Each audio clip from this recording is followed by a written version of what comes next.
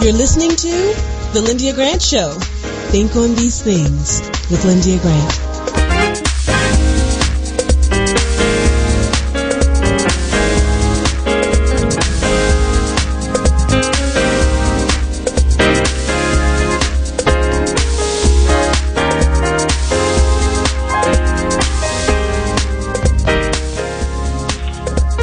Well, good evening, Radio 1 listeners. It's good to be here with you this afternoon.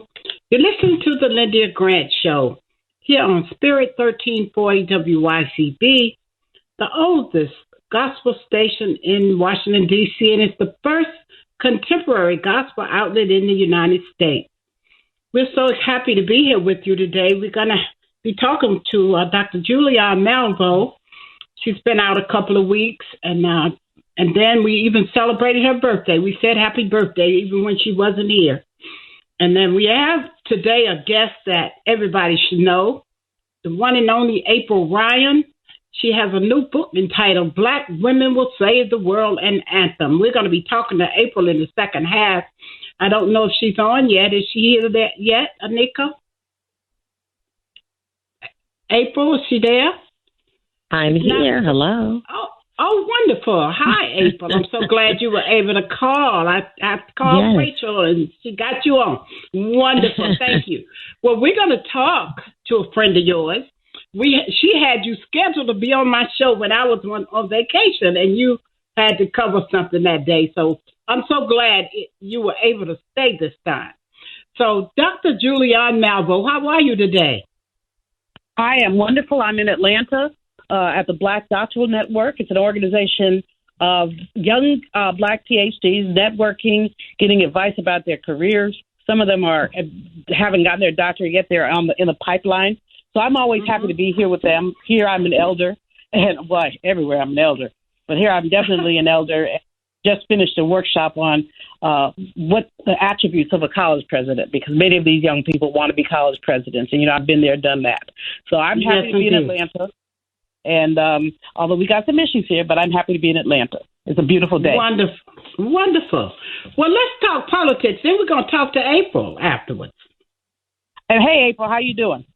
Hi, I'm fine, Dr. Malvo. How are you? Good to hear your voice. Congrats on the new book. Thank you. Good to hear from you as well. Thank you. So, Lyndia, this has been like every week, this has been a week. Let me start with Georgia, since I'm here in Atlanta. Senator Raphael Warnock and Herschel Walker debated this week. A lot of people say that Herschel did a good job. I didn't see that. But, I guess I'm biased. Actually, the bar was very low. As long as he didn't come in there, tap dancing, he would be considered having done a good job. But many people feel like it was a draw, that Warnock won. The difference between the two men, of course, is that Warnock answers questions while Walker is all over the place. But just sitting here in my hotel room watching television, Herschel has more commercials than Warnock does. Now, why do we care about Georgia? Because there are three states we really need to care about in terms of the Senate. The Senate right now is 50-50. And there are three states that are very, very close. Georgia is one. The latest polls have Herschel and Raphael Warnock tied. And let me say to black men, if y'all are voting for that football fool because he played football, y'all wrong. I talked to a brother today. Oh, yeah, but he was a football hero. And when he played, he didn't use his helmet, as is evidence in his behavior. Second, a shoe dropped for him. Another woman has accused him of paying for her abortion. But in any case, that's Georgia. Then let's go to Florida, where our stalwart sister, Val Demings, is neck and neck with Marco Rubio, Republican senator from Florida. And all the polls say that they're tied. A couple of them have her down by 1 point. But she needs all the help she can get. I know that you don't use your show, Lyndia, to tell people what to do with their money. But in any of these cases, it's all right. As long as they're not on here, they said. But we can tell them what to do. It's all right. Send the money. Send the money to Val Demings and to Senator Warnock. Send the money. Now, the third race is a little bit, these two races, Georgia and Florida, are very competitive. Wisconsin is not so competitive. Ron Johnson, longtime senator from Wisconsin, is leading in the polls against Mandela Barnes, young brother. I think he's just in his early 40s, who is challenging him for the Senate. And right now, the spread is very, very, it's not tight at all. Johnson is leading in the polls by 6 to 8 points. But hope springs eternal, and hopefully people will get out. But this just does make the point, Lyndia, that people need to vote. You know, I don't know how many times I've talked to young people who tell me they don't want to vote because the system is rigged and blah, blah. I talked to a young sister last week, though. She said, if you don't play politics, politics will play you. In other words, you look up, you say you don't want to vote. You look up, and these people have changed public policy. What's at stake? Frankly, the student loan forgiveness is at stake. If a Republican president comes in, or if there's a Republican senator, the Republicans have the Senate, they might void President Biden's executive order or try to. So these three races are races we need to pay a lot of attention to. And then on the economy, we have some very good news. The GDP went up by 2.6% last quarter, basically erasing the losses that we experienced in the first 2 quarters of the year. So we were down, first 1.6% and then another 0.6%. We were down, but now we're back up. So many economists are saying, just based on that, we're not going to have a recession. Now, I somewhat disagree, but it is good news. Unless the economic output and the GDP growth depends on consumer spending. But my advice to my people is keep your money. Because if there is a recession, you might lose your job, anything, keep your money. But we need consumer spending, of course, for GDP to grow. So that's always a contradiction. The third thing that I want to talk about is Elon Musk, who finally bought Twitter. He'd been threatening to do it for a while, then he didn't want to do it. The ramifications of this are that he says he wants it to be an open space. Will he let Trump back on and some of the other people who've been banned? He is a right-winger, although he tries to cover up, but he is a right-winger. So if we see the orange orangutan back on Twitter, who knows what will happen? There are a group of people in our country who are not analytical. He could tell them anything and they believe it. And so if he's on Twitter, we have problems. Now, today, early this morning, Paul Pelosi, husband of Nancy Pelosi, was attacked in his home with a hammer. The man is 82 years old, and he is in the hospital now, suffering from a skull fracture. His hands have been damaged. The person who did this, white male, 42 years old, has a record of all kind of craziness, not the least of which is he was at a protest at City Hall in San Francisco back in 2013, protesting a law that says you can't be naked in City Hall. Some of this stuff you just can't make up. So he's a nudist. He wants to walk around naked.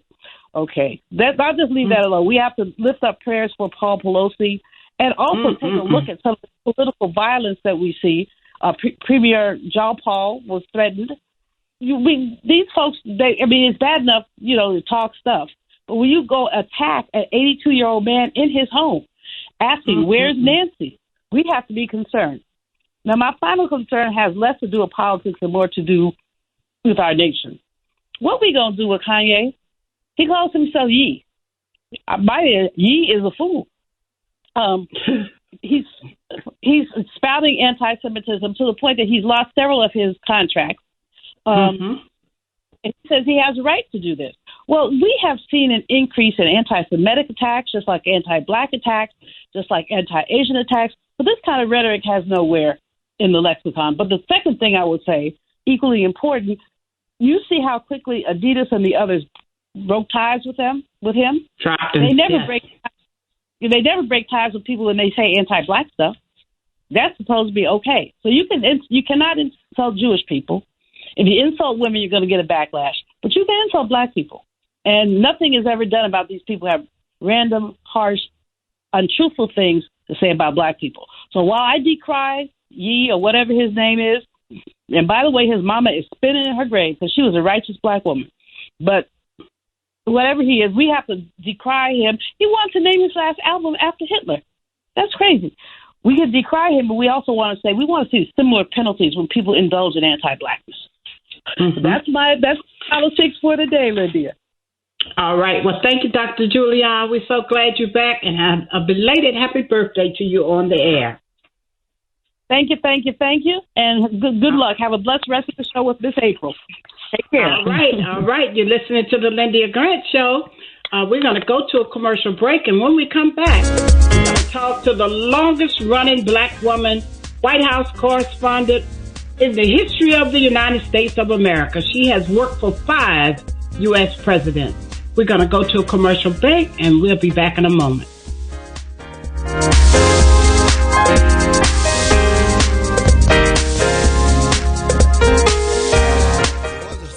Care coach at AmeriHealth, I probably wouldn't be so healthy right now. As a man, we don't get checkups or see a doctor regularly anyways. It's probably just a man thing because none of my partners go either. We know we should, but we just don't, and hope it works out. So what changed for you? AmeriHealth assigned me a care coach, somebody that gives one-on-one help, answer questions, explain things, and help set my appointments.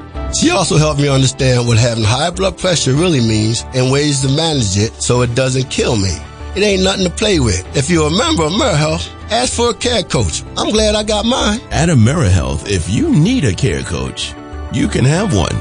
Just call us at 1-877-759-6224 to get connected. 1-877-759-6224. This program is funded in part by the government of the District of Columbia Department of Healthcare Finance. Mayor Muriel Bowser. Washington Informer religion columnist Lyndia Grant. Ida B. Wells, born into enslavement, was a journalist and activist. An avid reader, she read through the entire Bible many times. Wells was once asked to leave the ladies' car and sit in the colored train. She refused and train officials pushed her. Ida B. Wells retaliated but was pushed off the train at the next stop. A crowd of whites applauded. She vowed to get even. 3 of her close friends were lynched for opening businesses that cut into profits of whites. Everything changed for Wells. She spoke out internationally against lynching of blacks for the rest of her life. Through her efforts, lynching in America nearly disappeared by the time of her death. An NAACP founder, we salute Ida B. Wells for Women's History Month. Read more in the religion column of the Washington Informer, an award-winning African-American newspaper. We don't report crime or gossip, just positive news. Pick up the Washington Informer or visit us online at washingtoninformer.com. Call 202-561-4100 for more information. This is Frank Smith with the African American Civil War Museum in Washington, D.C., located at 1925 Vermont Avenue Northwest on the Green Line. Did you know that a recent study found that children who visit museums do better in school and in life than children who do not? So parents, teachers, and preachers, let's get moving. I promise you, if you bring your children to the African American Civil War Museum, they will be inspired by the images that they see. They will be impressed by our living history reenactors who are always available, and they will be involved in our scavenger hunt that takes them throughout our exhibit. That's the African American Civil War Museum, 1925 Vermont Avenue. Our hours are 10 to 6:30 on weekdays, 12 to 4 on Saturdays and Sundays. See it. Be inspired.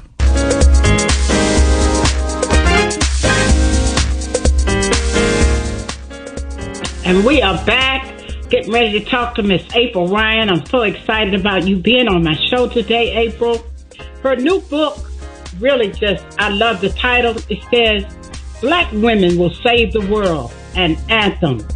And April is a graduate of Morehouse College. Morgan State. My son graduated from Morehouse. I'm sorry. HBCU, Morgan State University, a historical black college in Baltimore.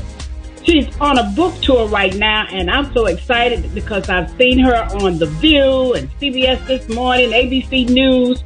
She was on with Sherry Shepherd and on, and I'm so happy that she's on here today with us on the Lyndia Grant Show right here in Washington, D.C. Yes. So, April, I just want to start off by saying that sometimes when people try to bring you down, it only makes you stronger and bigger than life. You rise up to the occasion. And we all saw how our former president threw mud at April Ryan for being an excellent journalist, the longest serving, and not being afraid to ask those hard questions. Tell us more about how you felt and how you handled that, April. How I felt and handled that. I put it in the book, but it was a tough time, and it's still a tough time. We're in a tough time. And the question is, will we have to go back into that tough time in this moment and in the next 2 years? We'll have to see. But it was a struggle, and it was.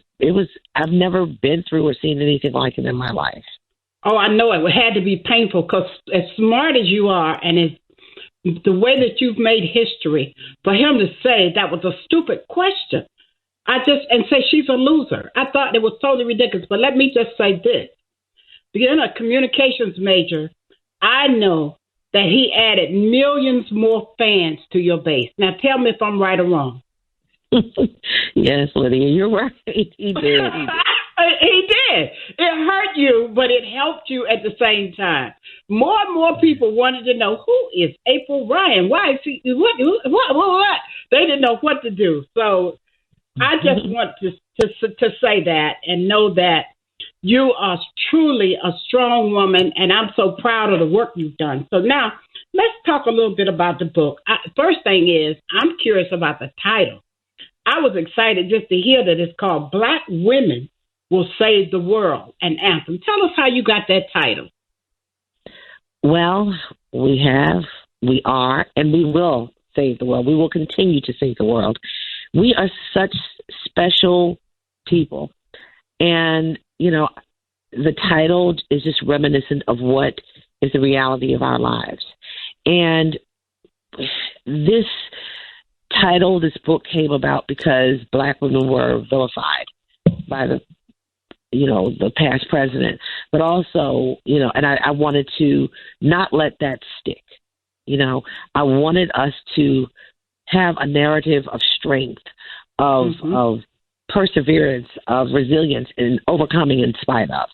And that's what we are, instead of the narrative of loser, nasty, and all the other things that were said. And I wanted to mark the moment of Ketanji Brown Jackson, Kamala Harris, Karine Jean-Pierre, and that's just in government. Oh, yeah. Yeah. It's so many, isn't it? It's wonderful. Yeah. This is a celebration. It's a proud time. Yes, right. It's a very proud time. And this is a celebration of Black women, from our youngest to our oldest, and how we continue to move mountains for the sake of love of ourselves and the community. I love it, because to me, this anthem, because just like you're saying, this country has tried to hold us as Black women back so much.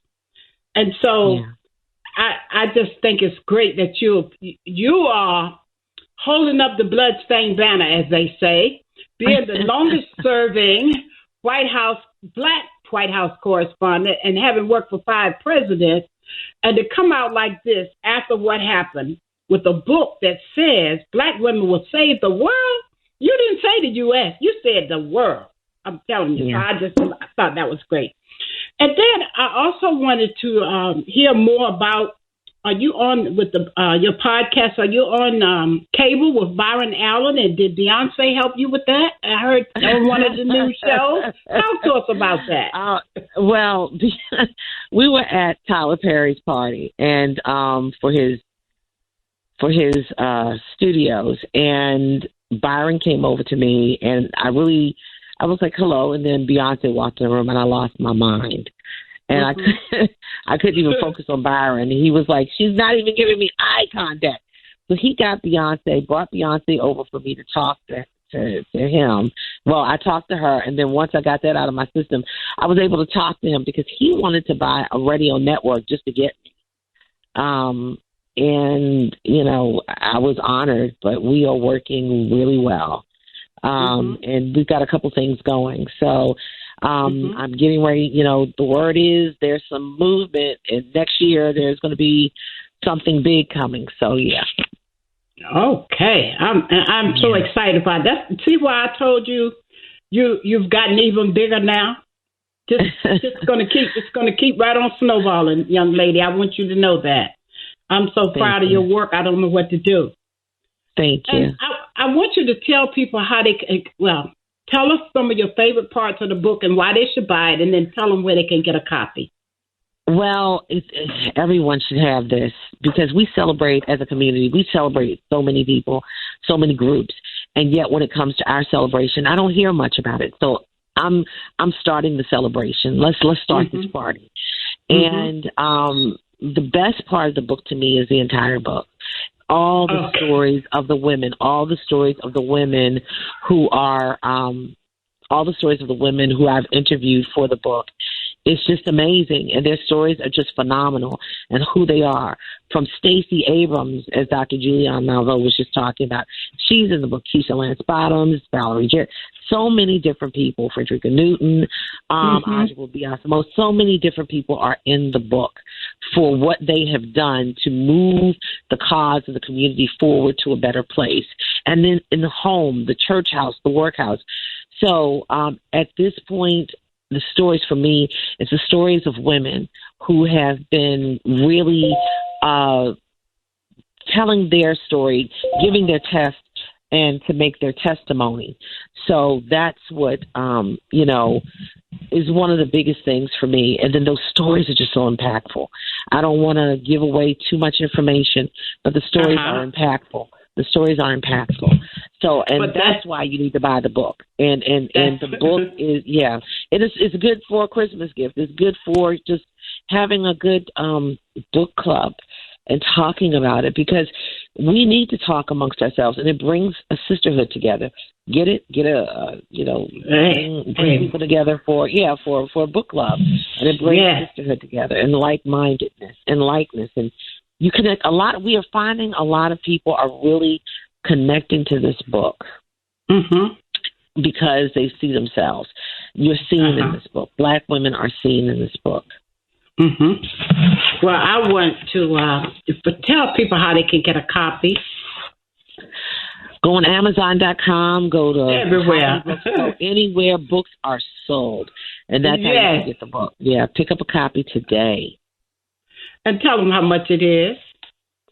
Well, it depends upon who's selling it. Yeah, who's selling it? Because some of them are on sale. So I that's the part I don't get into. But yeah. And so, April, when was the book released? Because it's just come out in a few weeks. It came out October 18th. We're like 1 week in, and a little bit more than a week in. Yeah. And you rolling. Yeah. Is it already a bestseller yet? I know it's getting there. Well, it's on a lot of bestseller lists. Yes, it's on a lot of bestseller lists. So it was NPR Book of the Day. It's really making its moves. It's really setting a mark. So I'm really excited. Well, the last question I want to ask, I wanted you to think back when you first got started as a journalist at the White House. Can you tell us something that we would not know about that you can share with us today, what it meant for you when you were first getting started at the White House? Something that you would not know about. It means a lot to you. Okay, that means a lot to me. It's a tough place to navigate. And I wanted to leave immediately when I got there because it was so tough. But what I did, my late mother, when she was alive, she told me, she said, you cannot leave. You got to stay there at least 2 years, because if you leave, people will think you got fired. I was like, oh, my goodness. So I stayed 2 years plus. 2 years plus 23. I'm 25 years plus in. So, yeah. What? That's what I wanted to hear. See? Yeah. And so, but you see, this is why I love having you here and loved your story, because you were like a Harriet Tubman. You had to pave the way. You paved the way because nobody else has been able to do that. And you had to take those hard times. And so I'm so grateful for you. And I want to encourage everybody to please get a copy of her book. And the title of it alone ought to be enough for you to want to add it to your library. I mean, she has really captured stories about successful women throughout the country. And all the years that she's been working up at the White House, I know she knows what good is. So, April, I just like the title, Black Women Will Save the World, an anthem. And I thank you for being my guest today. And I encourage everyone to please get a copy. Yes. Yes, please. Thank you so much for having me. Yes, indeed. Thank you, April. We want to invite you to our church one day. Okay. I love a good church service now. I need that. I need the word to keep me lifted and going. Thank you. All Nations Baptist Church, we're going to have you doing talking. We're not going to just you're going to enjoy the service, but you want me to lift people up. Okay. Yes. Well, come in, Miss Rebecca. All right. Thank you, April, for being my guest today. We love you. Love you too. Be well. Bye-bye. All right. Bye. Bye-bye. All right. You're listening to the Lyndia Grant Show. We're just about done. We have just a little bit more. We want to encourage people to pick up the Washington Informer newspaper. Every week, my column is there. This week, it's a really wonderful column called Bamboo Tree Truths and Metaphors.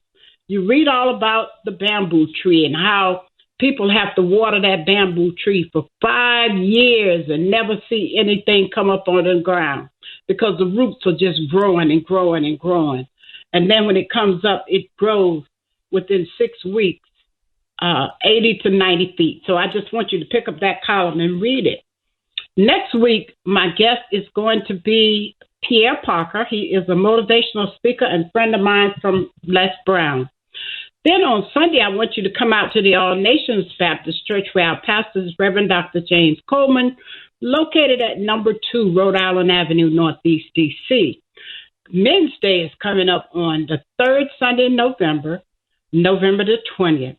And our guest speaker is a history maker, WJLA-TV7 Sam Ford. He's our Men's Day speaker, and we've got judges and attorneys, and we're excited about Men's Day. So we encourage you to come out at 10 o'clock to hear them in a panel and then hear Sam Ford. We hope this show with Dr. Julianne Malvo and April Ryan has been helpful to you. Earl Nightingale once said, words, thoughts, and deeds have a boomerang effect. So be careful what you send out. Scripture says we do become what we think about. People perish for the lack of knowledge, and we do become what we think about. So think on these things from the Lyndia Grant Show. I'm your host, Lyndia Grant. Until next week, good day.